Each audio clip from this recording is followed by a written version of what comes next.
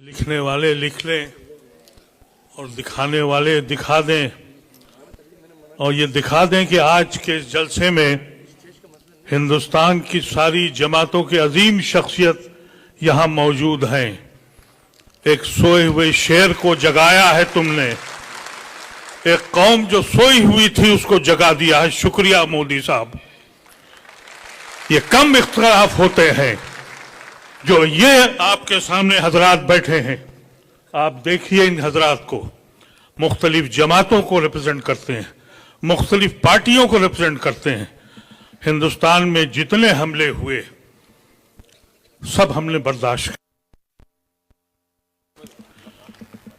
यहां 10-11 साल से एक तमाशा था, कभी इधर धुआं उठा, कभी उधर धुआं उठा, कभी एक बच्चा लिंच हुआ, कभी किसी का घर जला, कहीं बड़बड़ चला। हम चुप रहे और खामोश रहे। लेकिन ये दीन का मसला आ गया, हमारे मसाजिदों का मसला आ गया, हमारे कब्रिस्तानों का मसला आ गया। शुक्र है और एहसान है पर्सनल लॉ बोर्ड का, उसने आवाज लगाई और बरवक्त आवाज लगाई। हिंदुस्तान की सोई हुई कौम, उसको एहसास हुआ अगर हमारा दीन नहीं तो हमारी दुनिया में वजूद का कोई मानी भी नहीं है। हमने बड़े बड़े मजालिम देखे हैं। मोदी और उनकी सरकार का मकसद क्या है वो अंदाजा कर लें हमसे। हम हिंदुस्तान में वाहिद लोग हैं जो हमेशा हमने झंडे को अपनाया, इस हिंदुस्तान की अजमत को अपनाया, अपने खून को बांटा और फिर हिंदुस्तान की सांझी विरासत को अपनाया। तुम रोज हमारे साथ ये करते हो। एक बात मैं बावर कर दूं आपसे, सुप्रीम कोर्ट में जो 2 मसाइल अटके हुए हैं जिस पे 5 तारीख को मसला है, पूरे पार्लियामेंट के अंदर एक एक मेंबर कहता रहा कि ये गैर कानूनी है, खुदारा इसको मत लाइए। लेकिन अपनी अक्सरियत के जोम में वो ले आए।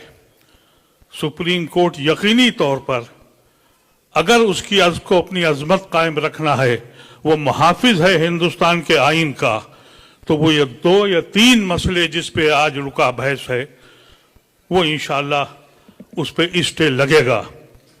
लेकिन ये मत समझिएगा कि आपकी बचत हो गई है। पूरा का पूरा कानून नाकिस है। बहुत सी चीजें ऐसी हैं जो आप सोच भी नहीं सकते। कह दिया कि 12 साल से ज्यादा जिसका कब्जा है वो उसी का हो जाएगा। हमारा यकीन यह है हमारा कि औकाफ की जमीन जब आप अल्लाह के हवाले करते हैं तो वो हमेशा से अल्लाह के हवाले हो जाती है। मैं क्योंकि उस कमेटी में रहा हूं 2013 के, जिसमें यह एक्ट बना था, उसका मैं मेंबर था। उस वक्त हम लोगों ने कोशिश की थी कि उन सारी जायदादों को छीना जाए, वापस लिया जाए जिस पे काबिज है हुकूमत हिंद भी, स्टेट गवर्नमेंट भी और हमारे अपने लोगों ने भी कब्जा किया था। अब अगर वो 12 साल से काबिज हैं तो जमीनें उनकी हो गई। और मोदी ये कहता है कि हम गरीबों की भला कर रहे हैं। तुम औकाफ की जमीनों को छीन कर किसका भला करने जा रहे हो? मोदी ये कहता है कि हम औरतों के लिए बहुत फायदा करने वाले हैं। औरतों के तो हुकूक ही छीन लिए उसने ये कह दिया कि 5 साल आपको प्रैक्टिसिंग मुसलमान होना है। तो ये खवातीन जो अपने घरों में इबादत करती हैं, क्या इनके बुर्के उतार के देखोगे? घरों में घुस के देखोगे कि ये दीन के काम कर रही हैं? उनके हुकूक छीन कर बेशर्मी की तरह बयानबाजी हो रही है। हम समझते हैं बहुत बहुत बड़े लोग शख्सियत आपके बीच में हैं, लेकिन एक बात याद रखिएगा, ये पर्सनल लॉ बोर्ड ने जो आवाज दी है इसके मानी समझिए। ये मत समझिए कि एक मीटिंग आपने कर ली और आप खामोश हो गए। बहुत से हमारे हिंदू भाई ऐसे हैं जो हमारे साथ हैं लेकिन औकाफ को समझ ही नहीं पा रहे हैं। उनको ये अंदाजा ही नहीं हो रहा है। वो समझते हैं कोई ट्रस्ट है, कोई ऐसी संस्था है। उन्हें ये मालूम नहीं है कि औकाफ की जमीन अल्लाह की जमीन है। उसमें खुर्द बुर्द करोगे तो हम माफ नहीं करेंगे, तुमको याद रखना। और अल्लाह भी तुमको माफ नहीं करेगा। इसका एहसास तुम लोगों को होना चाहिए। छोटी छोटी मीटिंगें करो अपने मोहल्लों में, अपने कस्बों में, अपने घरों पर, और बुलाओ, उनको बताओ कि ये हमारे कत्ल की साजिश है, हम इस मुल्क में किस तरह रहेंगे, इसका फैसला तुम्हें करना है। तुम्हारे आने वाली नस्लें इस मुल्क में कैसे रहेंगी। जितने हमले हुए हैं हमने बर्दाश्त किया है, लेकिन इससे बड़ा हमला मैंने अपनी जिंदगी में तो नहीं देखा। और आज मैं ये कहना चाहता हूं कि आप तैयार रहें, छोटी मीटिंगें करें, गैर मुस्लिमों के साथ मिलें और अपनी मीटिंगों की इत्तला पर्सनल लॉ बोर्ड को जरूर दें कि हमने यहां मीटिंग करी है, हमने यहां मीटिंग करी है। और ये अफवाह मत फैलाइए कि हम में आपस में इंतशार है। हम यकीनी तौर पर पर्सनल लॉ बोर्ड के हुक्म पे चलेंगे। ये हमारा सबसे बड़ा अदारा है और इस इदारे ने खुल के सामने काम किया है। हम किसी जमात के हों, किसी पार्टी के भी हों, लेकिन हमारी ये जिम्मेदारी बननी चाहिए कि हम अपने इलाके में जा के बताएं कि ये गैर कानूनी चीज है। खुशनसीबी ये है हम लोगों की कि इस मुल्क में गैर मुस्लिम की बड़ी तादाद आपके साथ खड़ी है। ऐसा न हो कि आप इसको हिंदू मुसलमान करके उनको अलग कर दीजिए। ये सांझी विरासत का मुल्क है, ये गांधी और नेहरू का मुल्क है, और इसलिए आज वो आपके साथ खड़े हैं। लेकिन अगर आपने उनको रुजू नहीं किया और उनसे बातचीत नहीं करी तो ये हिंदू मुसलमान हो जाएगा जो मोदी चाहता है। इसको आपको बहुत एहतियात के साथ काम करना है।